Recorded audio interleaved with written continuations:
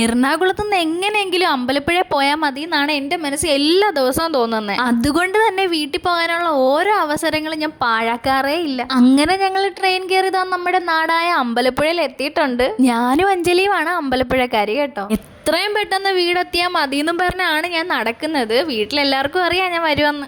അങ്ങനെ ഞാനിതാ എൻ്റെ വീട് എത്തിയിരിക്കുന്നു ഗായ്സ്. എല്ലാം എനിക്ക് കഴിക്കാൻ വേണ്ടിയിട്ട് എൻ്റെ അച്ഛനും അമ്മയും വാങ്ങിത്തന്നതാണ്. ഇതെല്ലാം എനിക്ക് സ്വന്തം. കണ്ണിന് കുളിർമയും മനസ്സിന് സന്തോഷവും വയറിന് ആശ്വാസവുമായ ഒരു കാര്യമായതുകൊണ്ട് തന്നെ വളരെ ആസ്വദിച്ചാണ് ഞാനത് തുടർന്നുകൊണ്ടിരിക്കുന്നത്. സമൂസ, പരിപ്പുവട, ഉഴുന്നുവട, പാല് ഇതാണ് നമുക്ക് വീട്ടിൽ നിന്ന് തന്നിട്ടുണ്ടായിരുന്നത്.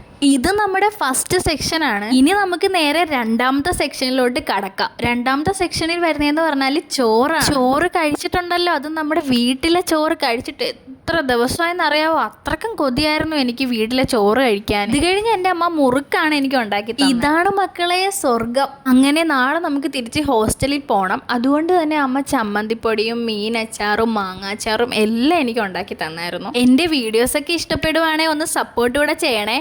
Bye.